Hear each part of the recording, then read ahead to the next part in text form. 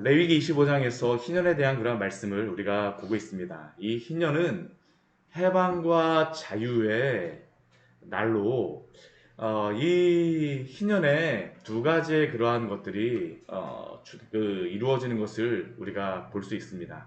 첫 번째는 어제 우리가 보았던 것과 같이 이 땅에 대한 토지에 대한 그 무르기가 시행되는 것을 하나님께서 명령하십니다. 토지 무르기라고 하는 것은 만 50년이 되는 그러한 해에 하나님이 원래 그 땅을 이스라엘 민족이 가나안 땅에 들어오셨을 때에 주셨던 그대로 다시 돌려주는 것. 이게 바로 토지 무르기입니다. 이 토지 무르기라고 하는 그러한 단어 자체가 값을 주고 사다라는 그런 의미입니다. 값을 치르고 다시 되돌리는 것. 아무튼 희년이 되게 되면 이스라엘 백성들은 자기의 그런 원래 땅을 얻을 수 있었던 것이 바로 이 희년에 있었던 그러한 일입니다. 가난한 자들이 더 이상 가난해질 수가 없는 게 바로 이 하나님께서 주시는 귀한 은혜죠. 그리고 이 토지 무르기와 함께 이 희년에 있는 또 한 가지가 무엇이냐면 종의 해방, 노예 해방이 있는 것이 바로 이 희년에 있었던 중요한 일입니다. 오늘 말씀이 바로 이 노예 해방, 종의 해방에 대하여서 말씀하고 있습니다. 이 희년에 대하여 하나님께서 종의 해방에 대하여서 말씀하시는데, 근데 이 종의 해방에 대한 그러한 명령은 이 희년에 말씀하셨을 뿐만 아니라 우리가 출애굽기와 신명기 말씀해 보게 되면 안식년에도 이 종의 해방을 말씀하십니다. 그런데 안식년에도 그 종을 해방하라라고 말씀하시는 그러한 내용이 있지만, 그러나 이 안식년에 해방하는 그러한 종의 해방은 이 이스라엘 민족을 종으로 삼았을 때에만 말씀하셨던 것이 바로 그 안식년에 있었던 그런 종의 해방이라고 한다면, 이 희년의 종의 해방은 이스라엘 전체 사회 안에서 이것이 이루어질 수 있도록 하셔서 이 종의 해방에 대한 법을 세 가지의 것으로 이 희년에는 말씀하십니다. 첫 번째는 이스라엘 민족이 이스라엘 민족을 종으로 삼았을 때, 두 번째는 이스라엘 민족이 이방인을 종으로 삼았을 때, 세 번째는 이방인이 이스라엘 민족을 종으로 삼았을 때에 대하여서 어떻게 이 희년의 종의 해방의 법을 적용할지를 말씀하시는 게 바로 이 희년의 그러한 말씀입니다. 그런데 이 종의 해방이 가능할 수 있는 이유가 무엇일까요? 우리 토지 무르기에서도 이 토지 무르기가 가능했던 이유가, 우리 앞에 25장 우리 23절 말씀을 보게 되면 토지를 영구히 팔지 말라라고 말씀하시고, 그렇게 사회 시스템 가운데에서도 이루어질 수 있는 근본적인 이유는 무엇이냐면 토지는 다 하나님의 것이기 때문이죠. 토지가 하나님의 것이기 때문에 하나님이 말씀하신 그대로 돌려줄 것을 명령하시고 각 기업으로 갈 것을 명령하신 것입니다. 이 종의 해방도 동일합니다. 이스라엘 백성이 비록 종으로 팔리고 그 안에 종으로 되어져 있지만, 그러나 하나님이 구원하신 이스라엘 백성은 사람의 종이 아니다라는 것이 바로 이 희년의 종의 해방의 중요한 것입니다. 그러면 사람은 누구의 종일까요? 하나님의 종입니다. 이게 바로 하나님이 이 희년에 자유를 명령하신 그 근본이 되는 그러한 생각입니다. 오늘 한번 말씀을 한번 보십시오. 우리 세 가지의 것들을 차례차례 우리에게 말씀하고 있습니다. 우리 먼저 그 39절에서부터 43절까지의 말씀을 보게 되면 이스라엘 민족이 이스라엘 민족에게 종이 되었을 때 어떻게 할지에 대하여서 말씀하여 주세요. 만약 그렇게 그 형제가 가난하게 되어서, 내 형제가 가난하게 되었다는 것은 주변의 이스라엘 백성입니다. 같이 애굽에서 종되었던 그러한 백성이 가난하게 되어서 이제는 그 땅을 팔 뿐만 아니라 자신의 몸조차 팔 수밖에 없는 그러한 종으로서 자신의 몸조차 팔 수밖에 없는 상황이 되어졌을 때에, 그뿐만 아니라 자녀까지도 팔 수밖에 없는 그러한 상황이 되어졌을 때에 어떻게 행동해야 되느냐? 우리 39절 말씀해 보게 되면 그를 종으로 부리지 말라라고 말씀하세요. 그럼 종으로 부리지 말면 어떻게 하라는 겁니까? 품꾼이나 동거인과 같이 대우하라고 말씀하십니다. 왜 그럴까요? 하나님의 자녀, 하나님의 종이기 때문입니다. 이 이스라엘 백성이 종으로 팔린다 할지라도, 그 백성들은 종으로 팔린 그러한 백성이라 할지라도 이들은 하나님의 백성이라고 하는 정체성이 사라지는 것이 아닙니다. 사라지는 것이 아니에요. 우리가 군대에 가게 되면 제가 군대에 있을 때 제 위에 저의 사수였던 그러한 분이 그런 얘기를 하시더라고요. 이등병으로 제가 딱 들어가니까 이등병 가게 되면 딱 각 잡고 이렇게 앉아 있는데 제 위에 있던 그러한 사수가 툭툭 어깨를 치면서 같이 있을 때는 굉장히 편하게 해주셨거든요. 근데 툭툭 어깨를 치면서 뭐라고 이야기하냐면 야 너가 계급 이등병이지 사람 이등병이냐? 그런 이야기를 하더라고요. 근데 그분이 예수님을 믿진 않았었지만 근데 저에게는 그 이야기가 참으로 이게 크게 들렸습니다. 우리가 이스라엘 백성에게 말씀하시는 게 바로 그것이에요. 비록 그들이 가난하게 되어서 지금은 종으로 팔려 있지만 그들은 사람의 종이 아니라는 겁니다. 하나님의 종이기 때문에. 이것은 주인들도 그것을 분명히 기억해야 됩니다. 비록 그의 형제가 종으로 팔렸지만 그러나 그 사람은 사람의 종이요 그 이스라엘 백성의 종이 아니다라는 것을 하나님이 말씀하세요. 종이라고 하는 그러한 사람도 누구의 종일까요? 하나님의 그러한 종이라는 것을 그들은 기억해야 합니다. 그러니 하나님이 뭐라고 말씀하세요? 종으로 부리지 말고 품꾼이나 동거인과 같이 함께 있게 하라라는 겁니다. 이것은 이스라엘 백성을 향하여서 이 종으로서 부리지 말라라고 하는 것은 이 가난하게 되어지는 이유가 있잖아요. 여러 가지 이유. 사업을 잘못해서도 있고 아파서도 있고 사실은 어쩔 수 없이 그렇게 가난하게 되어지는 경우가 있습니다. 그럼 어떻게 해야 될까요? 품꾼이나 값을 치르고 또 값을 받고 일하는 그러한 노동자나 아니면 동거인 가족과 같이 여겨줌으로 말미암아 회복될 수 있도록 도와주라라는 게 바로 여기에서 말씀하시는 그러한 내용입니다. 그리고 언제까지 함께 할 수 있냐 하면 안식년에도 해방될 수 있습니다. 근데 그 기간을 정해진 시간이 있었어요. 언제까지 무한하게 되는 건 아닙니다. 희년까지 너를 섬기게 하라. 왜 희년까지 섬기게 하라고 말씀하실까요? 희년이 되게 되면 종으로 팔려있던 종으로 되었던 그 이스라엘 백성은 소망이 있습니다. 왜냐하면 땅도 해방되어지기 때문입니다. 이전에 비록 가난하여져서 그 땅도 다 팔 수밖에 없었지만 희년이 되게 되면 어떻게 돼요? 땅이 그 종으로 되었던 그 사람에게 돌아오게 됩니다. 더 이상 종으로 지낼 수가 없어요. 그러니까 그때까지 잘 보살펴 주라는 것이 이스라엘 백성이 이스라엘 백성에게 행하는 이 희년의 그러한 법입니다. 우리 그렇게 할 수 있는 중요한 이유를 하나님께서 뭐라고 말씀하실까요? 우리 43절 말씀 같이 한번 읽어보도록 할까요? 너는 그를 엄하게 부리지 말고 내 하나님을 경외하라. 하나님을 경외하기 때문에 가능한 것입니다. 주인이라고 하는 그러한 사람도 하나님을 경외하는 종이라는 것이죠. 그리고 또 한 가지 여기에서 금하시는 것이 있어요. 자신이 샀다를 해갖고 다른 사람에게 다시 팔지 말라라고 말씀하십니다. 우리 42절 말씀에 보게 되면 내가 애굽 땅에서 그들은 내가 애굽 땅에서 인도하여 낸 내 종들이니 종으로 팔지 말 것이니라. 종으로 빌려 팔렸다 할지라도 이스라엘 백성을 다시 팔지 말게 하세요. 이게 굉장히 중요하죠. 팔리면 어떻게 될까요? 어떻게 되는지도 잘 모릅니다. 사람의 하나님의 백성으로서 세우셨던 정체성을 잊어버릴 수 있죠. 하나님이 이걸 기뻐하지 않으시는 겁니다. 종으로 팔지 말게 하세요. 하나님의 백성이기 때문에 하는 겁니다. 종도 그렇고 주인도 그렇고 잊지 말아야 될 것입니다. 이게 희년에 이스라엘 백성이 이스라엘 백성들을 해방하는 그런 법입니다. 그러면 이스라엘 백성이 이방인에 대하여서 종으로 삼을 때는 어떻게 할까요? 이것은 그냥 종으로 이 시대의 종의 그러한 법에 따라서 해갈 것을 그냥 동일하게 해갈 것을 말씀하십니다. 내 종은 남녀를 막론하고 우리 44절에서부터 우리 46절의 말씀에서 나와 있는데 남녀를 막론하고 내 사방에서 이방인 중에서 취할지니 이 시대에 말하는 그러한 종은 이스라엘 백성이 아니라 이방인 중에서 종으로 삼을 수 있다라고 말씀하여 주십니다. 그래서 그들 중에 거류하는 이방인들의 자녀들도 사올 수 있고 또한 그들 중에 거류하면서 가정을 이룬 자들도 그리할 수 있다라고 말씀하세요.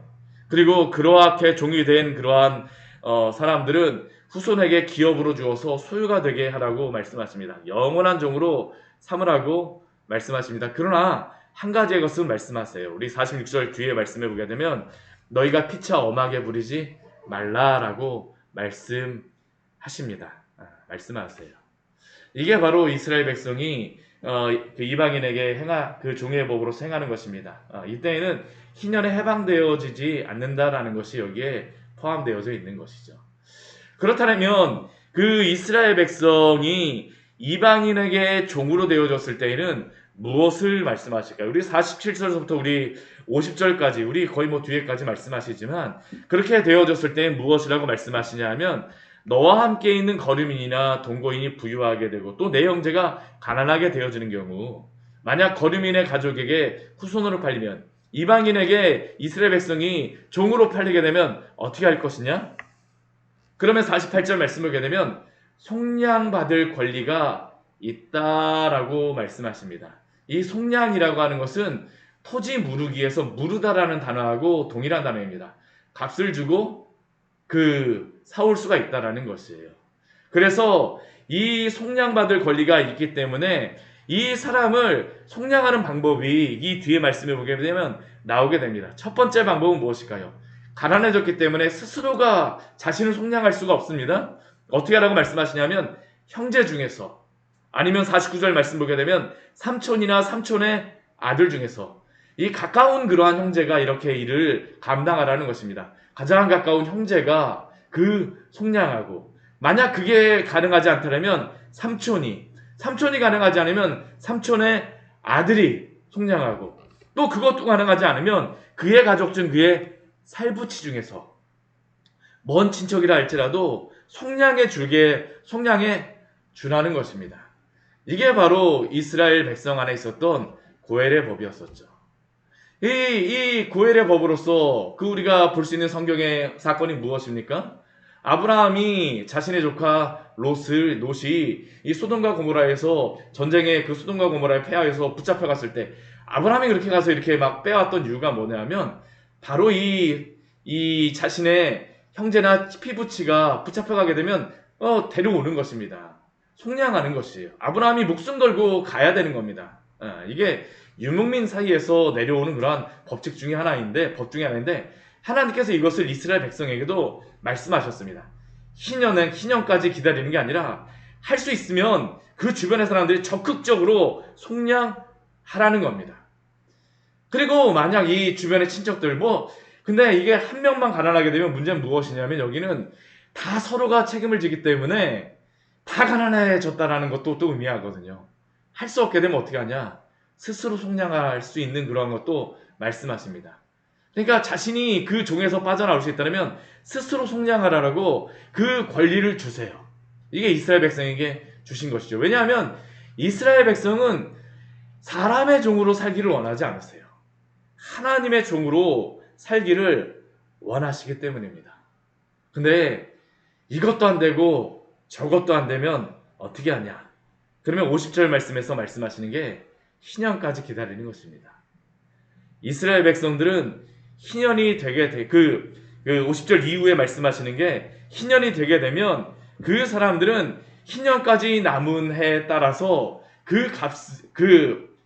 기다렸다가 거기까지의 그런 값을 치르고 속량하는 값이 되고요. 만약 그게 안 되면 희년이 되게 되면 자유롭게 되어진다는 것이 바로 이 희년의 법에서 주시는 법입니다.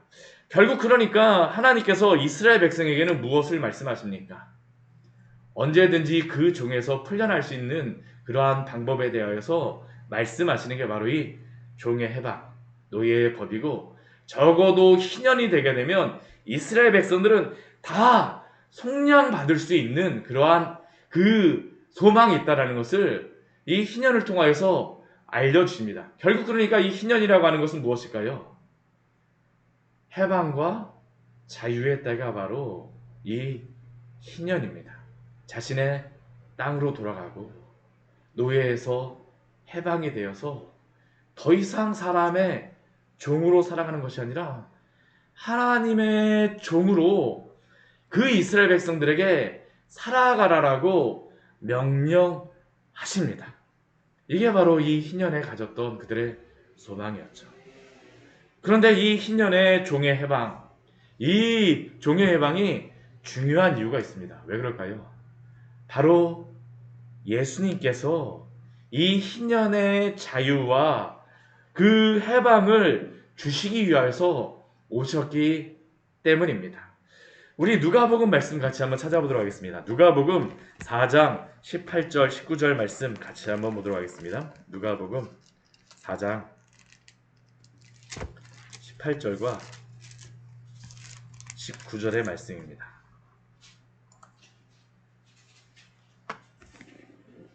같이 읽도록 하겠습니다. 같이 읽겠습니다.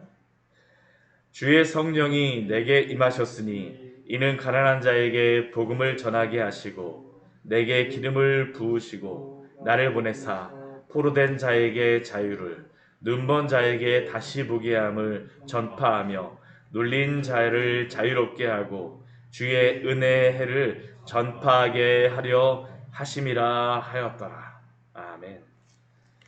여기에 나와 예수님이 이 말씀을 하실 때가 언제냐 하면 40일 동안 시험을 받으시고 나서 처음으로 그 사람들에게 가르치실 때 이 나사렛 회당에 가셔서 안식일에 처음으로 선포하셨던 말씀이 바로 이 말씀입니다. 예수님이 이 땅에 오신 이유가 가난한 자에게 복음을 전하기 위하여서, 포로된 자에게 자유를 주시기 위하여서, 눈먼 자에게 다시 보게 하시기 위하여서, 눌린 자를 자유롭게 하시기 위하여서, 은혜를 전파하시기 위하여서 이 땅에 오셨습니다. 그런데 이 주의 은혜의 해가 바로 희년입니다. 바로 예수님께서 가난한 자와 포로된 자를 자유롭게 하며 해방하게 하시는 그러한 일을 행하기 위하여서, 이 해방받는 날을 성취하시기 위하여서 이 땅에 오셨다라고 우리에게 말씀하십니다. 바로 예수님이 자신의 백성을 구원하시기 위함입니다. 오늘 그 레위기 25장 말씀해 보게 되면 아주 중요한 단어 그가 나옵니다. 우리 토지 무르기에서도 그렇고 종의 해방에서도 그렇고 반복되어지는 단어가 있어요. 그게 무엇일까요? 무르기라는 그러한 단어와 함께 속량이라고 하는 단어입니다. 무르기와 속량은 값을 치르고 사다라는 의미입니다. 예수님이 이 땅에 오셔서 하신 일이 무엇일까요? 바로 우리의 죄를 속량하시기 위하여서 죄와 허물로 죽었던 우리의 영혼을, 사망에 매여있던 우리의 영혼을, 죄의 사슬에 매여있던 우리의 영혼을, 사단의 권세에 매여있던 우리의 영혼을 속량하심으로 우리를 구원하시기 위하여서 이 땅에 오심을 믿으시기 바랍니다. 그렇기에 우리는 더 이상 죄에 사로잡혀 종노릇하면 안 됩니다. 더 이상 우리는 사망에 매여 두려워하면 안 됩니다. 더 이상 우리는 사탄의 권세에 매여서 종노릇하지 마시기 바랍니다. 왜냐하면 예수님은 이 죄와 사망과 사탄의 권세를 위해서 우리를 구원하시기 위하여서 오신 것이지, 구원받은 자가 더 이상 이 종의 자녀로서 살기를 원하시지 않기 때문입니다. 예수님이 우리를 속량하셨습니다. 그렇기에 죄로부터 싸우고 죄의 멍에를 매지 마십시오. 갈라디아서 4장 5절 말씀에는 우리에게 이렇게 말씀합니다.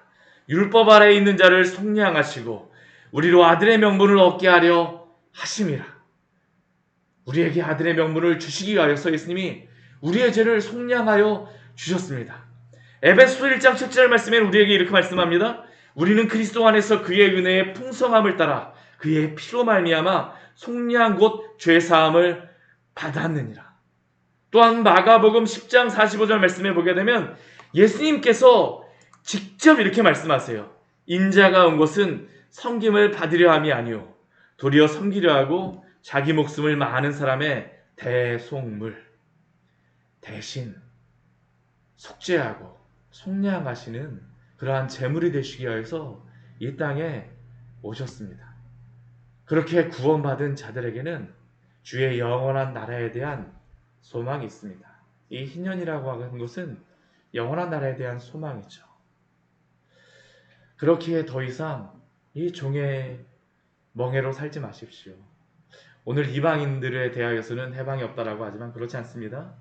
신약에서는 예수님을 믿는 자들은 이방인이라 할지라도 더 이상 죄의 속량함에 있는 자들이 아닙니다. 우리는 모두 주 예수 그리스도를 믿음으로 말미암아 속량받은 자들입니다. 죄의 종으로, 사람의 종으로 사는 것이 아니라 오늘도 주님을 섬기며 주의 백성으로 살아가시기를 축원합니다. 같이 기도하도록 하겠습니다. 하나님 아버지, 오늘 말씀